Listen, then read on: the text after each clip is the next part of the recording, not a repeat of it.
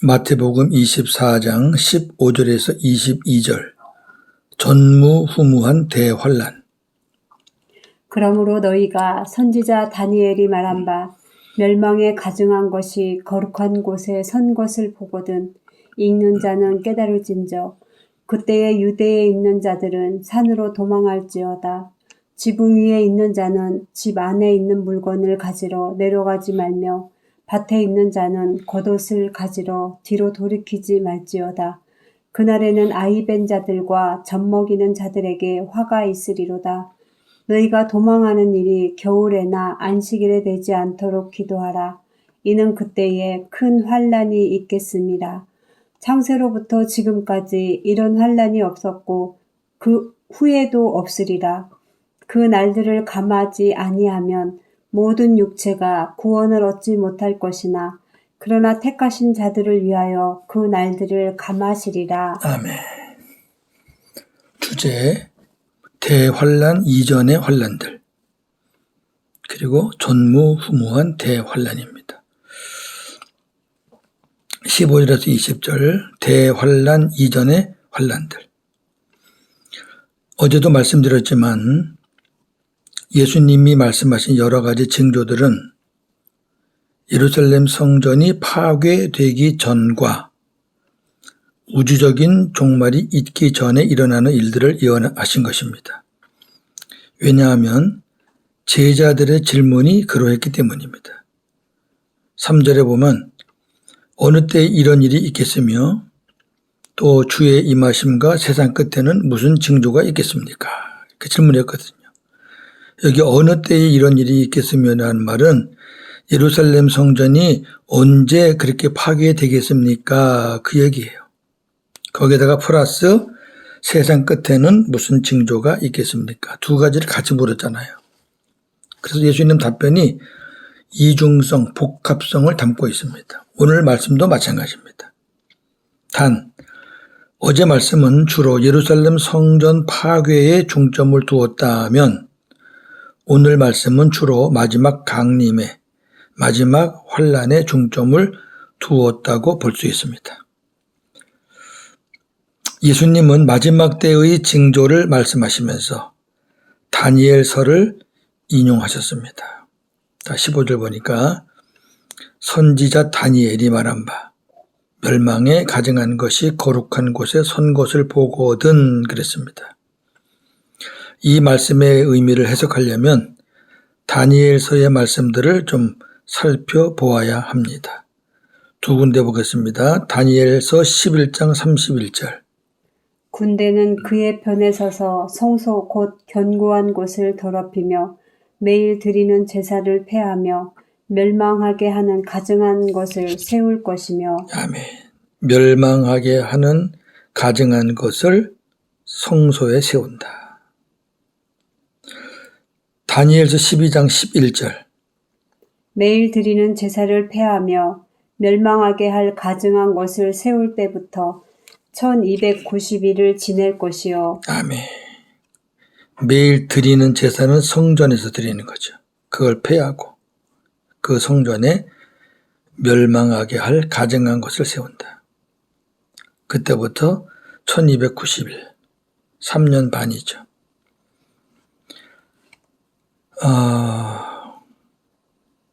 마지막 환란에 대해서 해석이 너무 많아요. 3년 반, 또 어떤 사람은 합쳐서 7년 환란 등등. 오늘 저는 그런 부분은 좀 생략할까 합니다. 왜냐하면 성경이 수십 수백 가지 이 본문을 해석을 하는데 사람들이 제가 어느 하나를 말하기가 참 어렵습니다. 그래서 그냥 본문에 충실하려고 합니다. 자, 여기 멸망에 가증한 것은 이교도들이 세우는 우상 숭배를 말하는 거고요. 거룩한 곳은 예루살렘을 말합니다. 성전이죠. 즉 하나님의 원수들이 하나님을 섬기는 예루살렘 성전에 우상을 세움으로 성전을 더럽힐 것이라는 것을 말씀하시는 것입니다. 다니엘의 이 예언은 이미 성취된 것도 있고 마지막 때에 성취될 것도 있습니다. 복합성이라고 그랬잖아요. 자, 먼저 성취된 것 보겠습니다. BC 168년경에 수리아 왕 안티오쿠스 에피파네스, 유명한 사람이에요.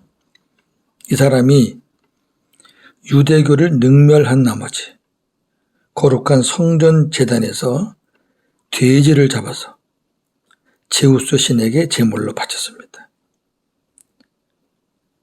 말이 안 되죠. 예, 돼지는 불결한 짐승이고요. 하나님 앞에 제물이 안 돼요. 그런 일이 있었고요.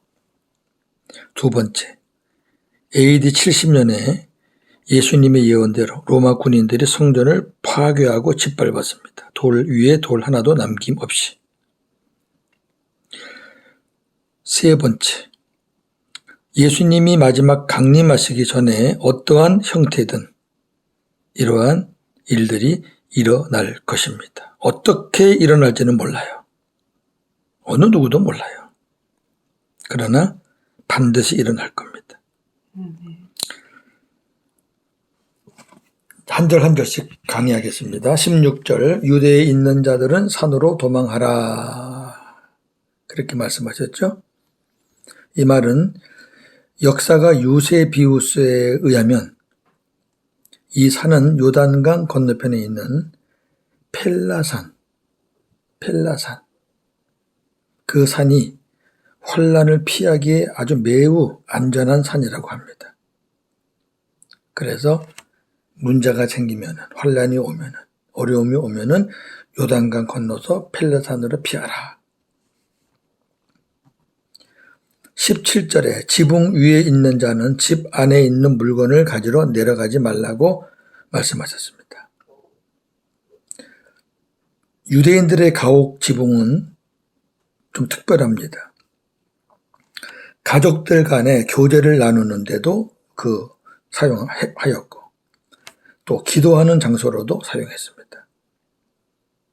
가족들 간에 교제하거나 기도하고 있을 때 환란이 일어나면, 환란은 뭐 예고 없이 일어나는 거잖아요. 어떠한 환란일지라도. 그때 집안에 있는 재산에 집착하지 말고 바깥 계단을 통해서 속히 대피하라는 겁니다. 도망가라는 거죠. 굉장히 위급함을 계속 말하고 있는 거예요. 환란은 위급한 거잖아요. 근데 미련한 사람들이 환란이 왔을 때 세상적인 미련 갖고 그것 간수하다가 다 죽잖아요. 마치 롯의 처같이. 18절은 밭에 있는 자는 겉옷을 가지러 뒤로 돌이키지 말라고 말씀하셨어요.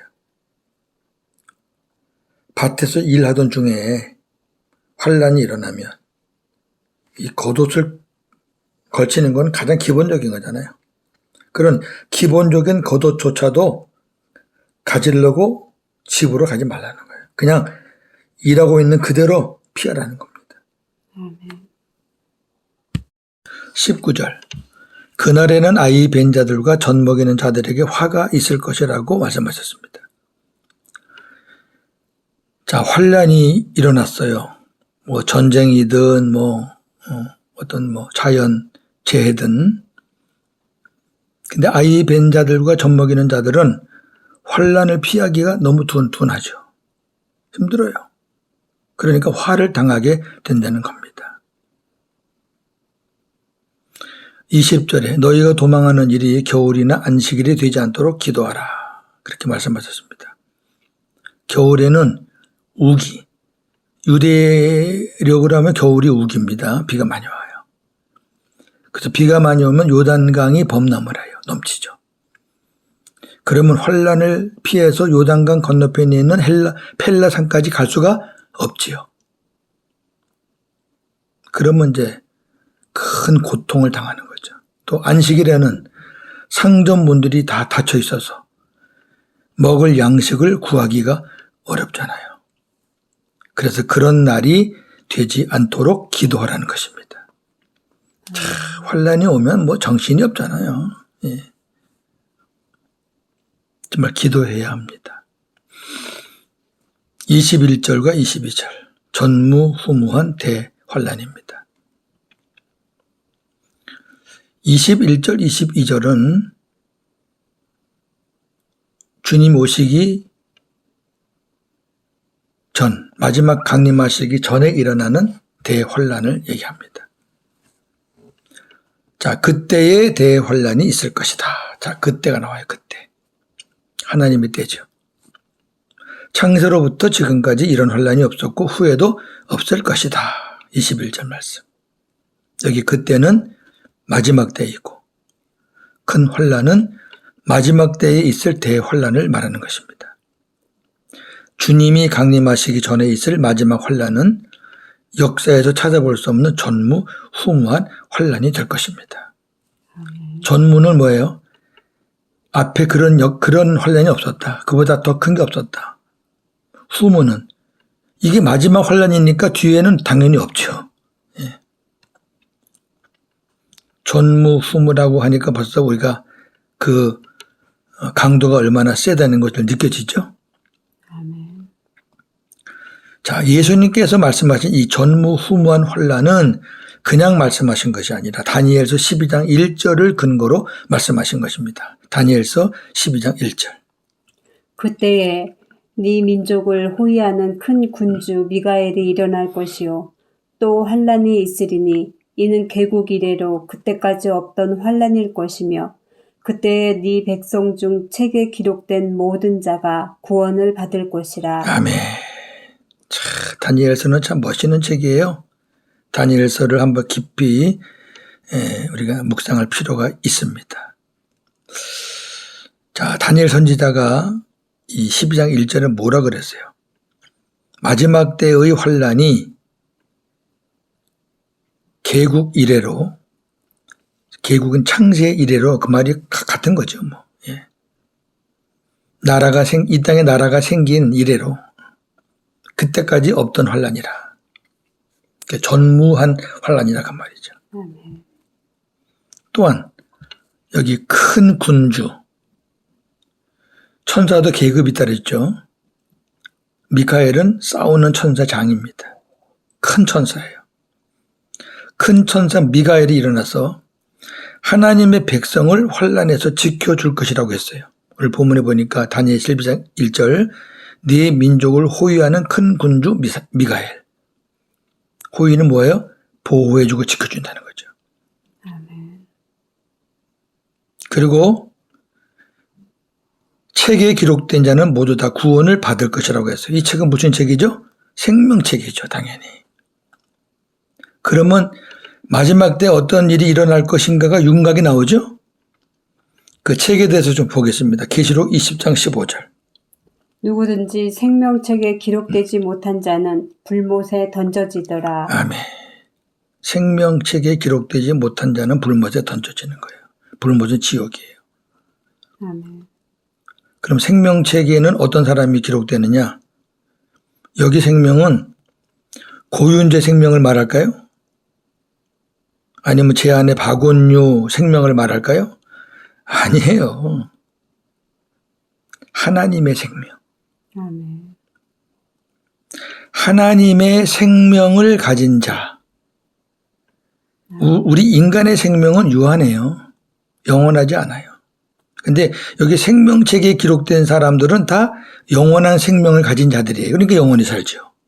아멘. 그러니까 고윤재가 하나님의 생명이 있으면 이 생명책에 기록되어서 영원히 사는 거죠. 왜? 생명책에 기록된 자만이 천국에서 영원히 사는 거죠. 그럼 하나님의 생명은 누가 가지는 거죠? 하나님의 생명은 예수님 안에 있습니다. 아멘. 하나님을 우리가 직접 영접할 수가 없어요. 우리는 죄인이라. 그래서 하나님의 생명을 갖고 계신 예수님을 우리가 영접함으로 하나님의 생명을 갖게 되는 겁니다. 할렐루야. 아멘. 계시록 21장 27절.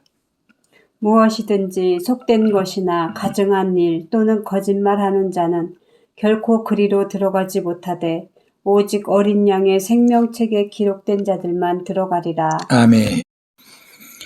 이 본문을 오해하시면 안 됩니다. 이거를 율법으로 보시면 저나 여러분이 천국에 들어갈 수 있는지 한번 보세요. 속된 것이나 가증한 일을 했거나 거짓말하는 자는 절대로 천국에 못 들어간다. 잘 생각해 보세요. 여러분 천국에 들어갈 수 있는지. 그런데 유튜브 설교를 좀 이렇게 들어보면 이걸 가지고 목사님들이 겁을 주더라고. 거짓말한다고.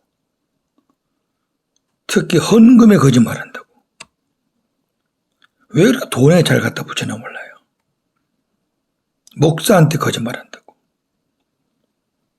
여러분, 가증한 일, 속된 일, 거짓말 우리 해요 안 해요? 해요. 우리가 하나님의 자녀가 됐다고 완전히 의로운 사람 아니잖아요. 그 참 이상하죠? 그렇게 만약에 설교하거나 그렇게 받아들이시는 분들은 죄송합니다. 천국에 못 갑니다. 못 가죠. 죄가 있으면 못 가요. 천국에는. 우리가 왜 천국 가느냐? 죄의 사함을 받았기 때문에 가는 거죠. 아멘. 자, 그러면 어떤 자들만 들어가느냐? 오직 다른 예외는 없어요. 어린 양의 생명책에 기록된 자들만 들어가요. 아멘. 그러면 반대로 말할게요. 어린 양의 생명책에 기록된 자들은 가증한 일 행한 거, 속된 것 행한 거, 거짓말한 것들, 이런 것들이 드러나는 거예요. 이런 것들을 행하긴 행했지만 하나님 앞에 죄의 사함을 받아서 가리워진 거예요. 가리워진 거죠. 아멘. 가리워진 거죠. 아니 예수님의 피가 이것도 못 가려요? 우리 안에 물과 피로 임하시는 그 주님이 우리의 자범죄를 다 이렇게 씻어주시는 거예요. 그래서 하나님 앞에 갈 때는 깨끗한 흠없고 티 없는 모습으로 가게 하시는 거예요. 아멘. 이렇게 생각하시면 돼요. 자, 둘 중에 하나입니다. 사람은. 속된 것, 가증한 것, 거짓말하는 무리. 반대는 어린 양의 생명책에 기록된 자들. 둘 중에 하나예요. 아멘. 할렐루야. 아멘. 환난의 날들을 감하지 아니하면 22절 모든 육체가 구원을 얻지 못할 것이나 하나님께서 택하신 자들을 위하여 그 날들을 감하실 것이다. 아멘. 자, 엄청난 말씀이에요. 이 말씀을 좀 눈여겨보시면 좋겠어요. 만일 하나님께서 환난의 날을 감해 주시지 않으면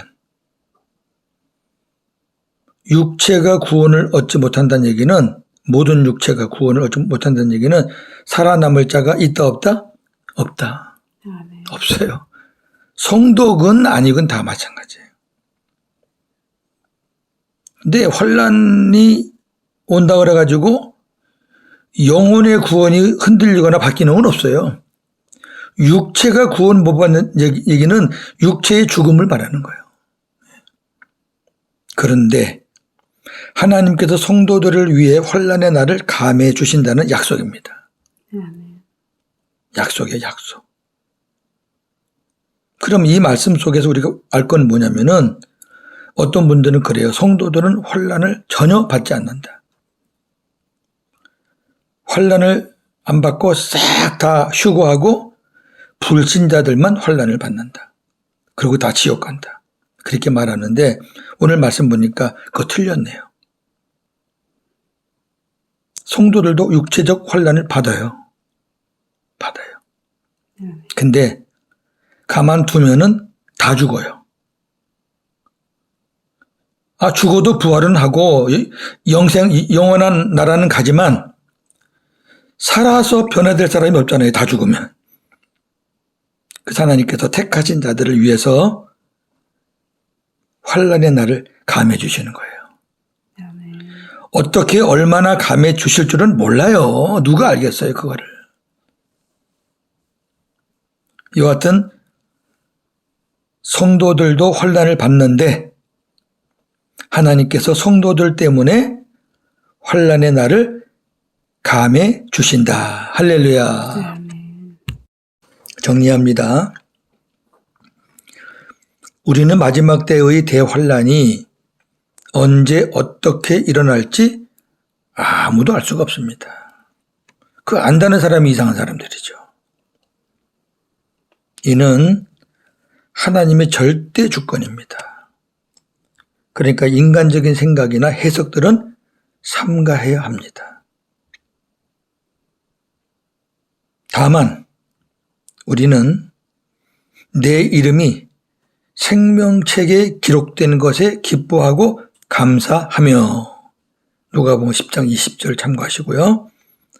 성도들을 위해 환난의 날을 감하신다는 하나님의 약속을 붙잡고 기도할 뿐입니다. 아멘. 아멘. 예.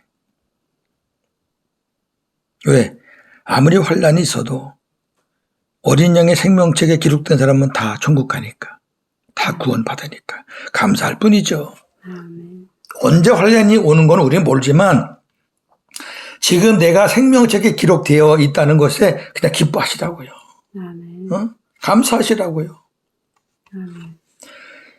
이러한 마지막 때의 대환난은 주님께 맡기세요. 그리고 우리는 매일매일 찾아오는 환난과 고난을 이겨내야 합니다. 지금 찾아오는 것도 못 이기면서 무슨 대환난 갖고 그렇게 싸워요. 인생을 살아가는 데 있어서 환난이나 고난은 누구에게나 찾아옵니다.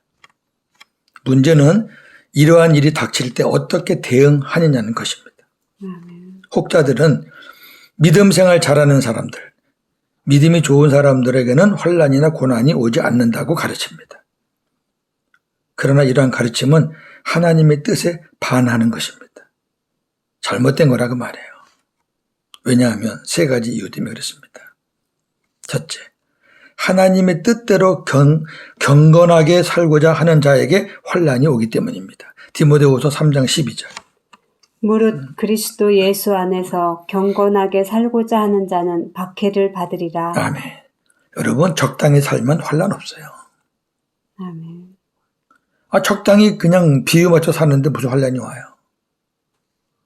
두 번째, 성도들은 환난이 올 때 하나님을 찾기 때문입니다. 환난이 안 오면 성도들도 하나님 잘 안 찾아요. 시편 50편 15절. 환난 날에 나를 부르라.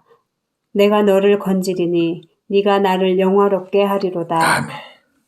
이렇게 해서 환난 날에 하나님을 찾으면서 하나님의 살아계심을 체험하는 거죠. 아멘. 세 번째, 성도들은 환난이나 고난을 통해 믿음이 성숙해지기 때문입니다. 이게 제일 중요해요.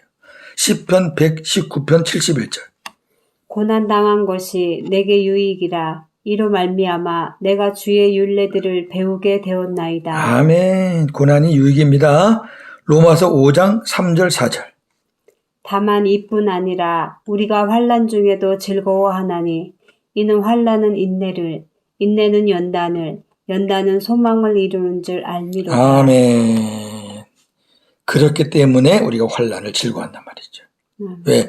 환난을 겪으면서 인내가 생기고, 인내가 생기면서 연단이 되고, 연단을 통해서 소망이 이루어지는 줄로 믿습니다. 아멘. 그러므로 성도들은 환난이 오지 않았으면 좋겠다.